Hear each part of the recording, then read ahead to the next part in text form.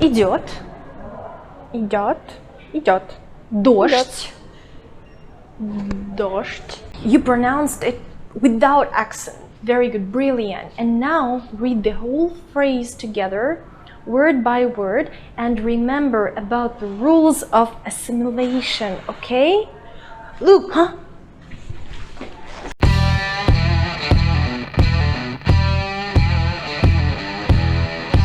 Всем привет, друзья!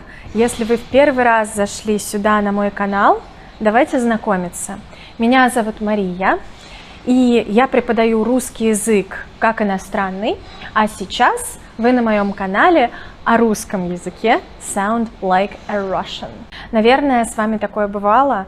Вы берете какое-нибудь русское слово, читаете его отдельно от всех других слов, повторяете за носителем языка, и у вас получается очень хорошо. Носитель языка делает вам даже комплимент. Говорит: ух ты, классно, прям без акцента сказал. А потом вы пытаетесь это слово встроить в контекст и произнести не отдельное слово, а предложение. Тут начинаются трудности. Отдельное слово произнести всегда легче, чем всю фразу. Веду я к тому, что между звуками всегда есть какие-то отношения. Звуки, когда они идут рядом, всегда находятся в каких-то отношениях. И это работает не только внутри слова, но и на стыке слов.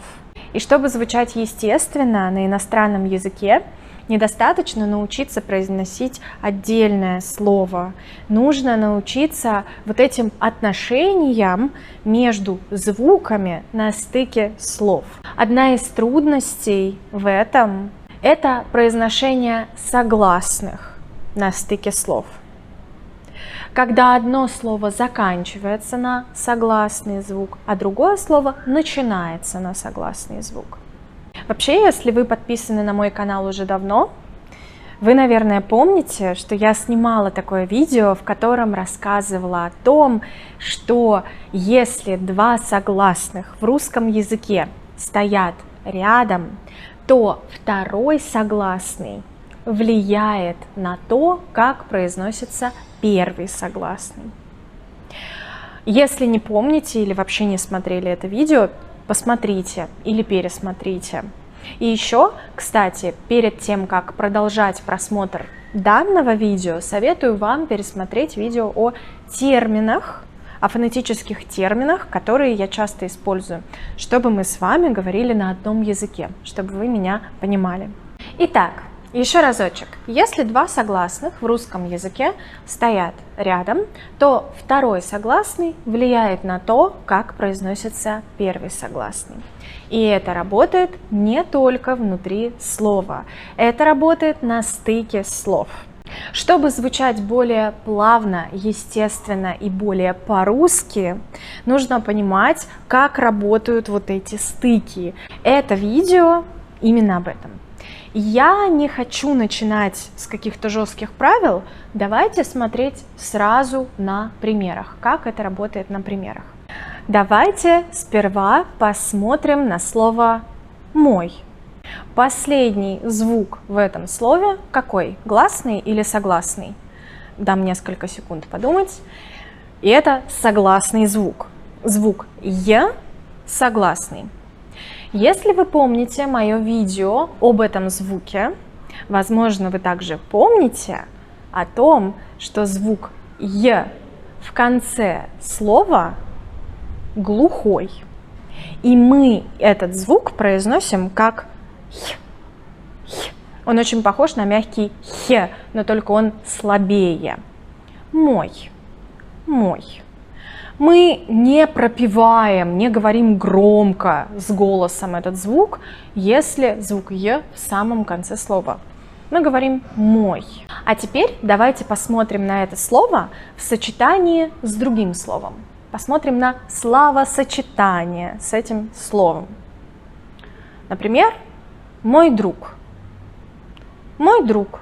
Обратите внимание на то, как я сейчас произношу звук «й». Я его произношу как глухой звук «й» или как звонкий «й». Мой друг. Мой друг. Звучит звонкий звук.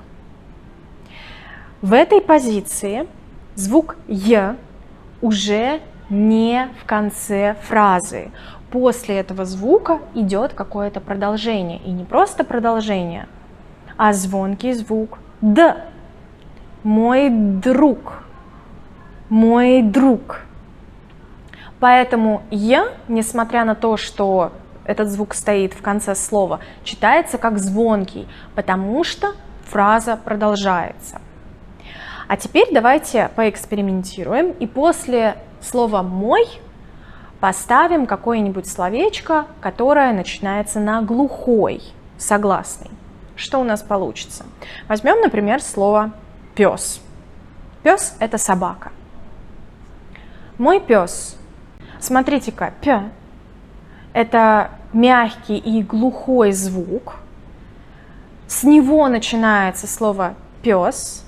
И тем не менее, в сочетании «мой пес» звук «е» читается как звонкий, произносится как звонкий. Запомните эту деталь, так работает звук «е». Если звук «е» не стоит в самом конце фразы, то он будет читаться как звонкий звук. Чтобы пойти дальше, я выбираю словосочетание «мой друг». Окей? Давайте посмотрим на него. Мой друг. Смотрите, мы пишем «друг», но произносим «друг». Если вы на меня подписаны не со вчерашнего дня, то вы знаете почему. Потому что звонкий согласный в конце слова оглушается, становится глухим. И мы говорим «мой друг». Мой друг. Но что произойдет, если я после этого словосочетания произнесу еще какое-нибудь слово? Если это будет не просто словосочетание, а предложение. Давайте сначала возьмем какое-нибудь слово, которое начинается на глухой согласный. Ну, например, мой друг сантехник. Мой друг сантехник. Это короткая фраза, короткое предложение, и мы можем произнести его на одном дыхании. Это предложение может быть одной синтагмой. Что вы слышите? Г или К? Мой друг сантехник. Вы слышите «к», скорее всего. Да? Здесь произносится глухой согласный «к». А что будет, если после словосочетания «мой друг» мы поставим какое-нибудь слово, которое начинается на согласный «м», «н», «р», «л» или «в» на что-нибудь из этой пятерки? Ну, например, возьмем слово «может». Мой друг может. Мой друг может все. Давайте вот так, чтобы получилось предложение. Мой друг может все. Что вы там слышите? Звук «м» звонкий. Мы произносим его с голосом. Нам нужен голос, чтобы его произнести, особенно в этой позиции. Мой друг может. Но влияет ли звук «м» на произнесение предыдущего звука? Делает ли звук «м» предыдущий согласный звонким? Мой друг может. Мой друг может. Нет, не делает. Так вот, это еще одна деталька, которую вам нужно запомнить. Если второй из двух согласных это Л, М, Н, Р, В, пятерка, золотая пятерка согласных, то первый согласный не меняет своего качества, либо вы его произносите согласно базовым фонетическим правилам. То есть, в данном случае, в конце слова согласный оглушается. Мой друг. И следующий согласный «м», «н», «л», «р», «в» не делает его звонким, не реабилитирует его. А теперь давайте поставим после словосочетания «мой друг» какое-нибудь слово, которое начинается на звонкий согласный. Ну, например, слово «знает». Знает. Согласный «з» звонкий. Мы используем голос, чтобы его произнести. «З». Мой друг знает. Мой друг знает. Мой друг знает. Слышите? И я не говорю «мой друг знает». Я говорю «мой друг знает». Вот здесь второй согласный влияет на то, как произносится первый согласный. Второй согласный «з» на этом стыке звонкий, и он делает так, что первый согласный тоже станет звонким. Но давайте продолжим это предложение, да, его нужно как-то закончить. Что же знает мой друг?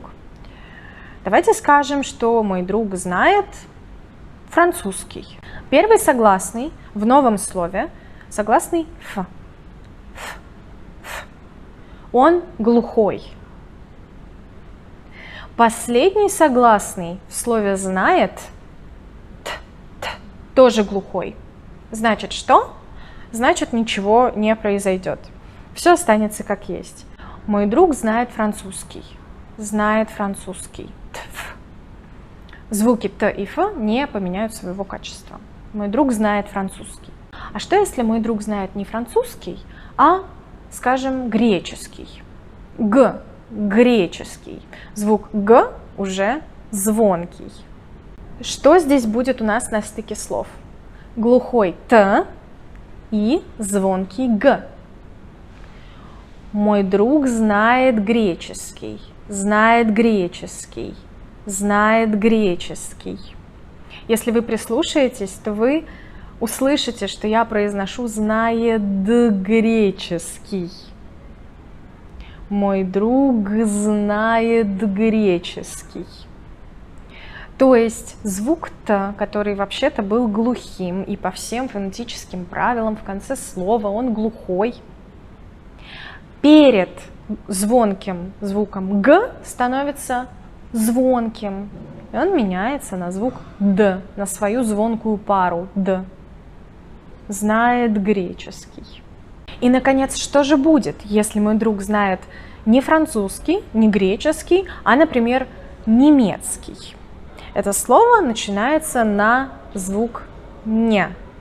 Помните, да? Это вот золотая пятерка. Ла, ма, на, р, в. И их мягкие пары тоже так действуют. Они не меняют качество предыдущего согласного. Мой друг знает немецкий. Мой друг знает немецкий. Звук «т» не становится звонким в данном случае, он остается глухим. Но происходит небольшое изменение. Вот послушайте еще раз, возможно, вы заметите. Еще разок произнесу это предложение. Мой друг знает немецкий. Мой друг знает немецкий. На стыке слов «знает» немецкий происходит какое-то отношение между звуками «т» и «н», между твердым звуком и мягким звуком. Что там происходит? Знает немецкий. Звук «т» чуть-чуть смягчается. И мы произносим «знает немецкий». Наш язык на звуке «т» уже готов произносить мягкий согласный «ня». И поэтому звук «т» может звучать чуть-чуть мягче. Но не совсем мягко. Мы не произносим «знаете немецкий», «знаете немецкий». Нет. Просто мы подготавливаем свой речевой аппарат к произнесению следующего слова. Итак, подведем итоги и повторим основные пункты всего того, что я сегодня вам рассказала. Пункт номер 1. Если два согласных в русском языке стоят вместе, то второй согласный влияет на то, как произносится первый согласный. Это же правило действует на стыке слов. Пункт номер 2. Если второй согласный, а точнее согласный, на который начинается второе слово, это один из золотой пятерки, ла, ма, на, ра, ва, или их мягкие пары, то эти согласные не меняют качество предыдущего согласного. То есть предыдущий согласный, первый согласный или последний согласный в предыдущем слове произносится по всем фонетическим правилам русского языка. Если он звонкий, то он оглушается в конце и произносится уже как глухой. И, наконец, пункт номер 3. Звук «я» произносится как глухой, только если он стоит в конце фразы, в конце синтагмы. После него идет пауза. Но если после звука «я» идет хоть что-нибудь, то он произносится уже как звонкий. Вот так, обращая внимание на то, как произносятся слова вместе, в какие отношения, фонетические, а не только грамматические отношения, они вступают друг с другом, вы научитесь говорить по-русски более естественно и приблизитесь к произношению носителя языка. Если вам было интересно, ставьте лайк, подписывайтесь, если еще не подписаны. Можете поддержать мой проект на Патреоне. Все ссылки вы найдете в описании к этому видео. Удачи вам в изучении русского языка и в покорении новых грамматических, фонетических и лексических вершин. Желаю вам также хорошего лета. Лето ведь у нас продолжается. А у нас тут, кажется, закончился дождь, поэтому я пойду прогуляюсь. И до встречи в следующем видео. Пока-пока.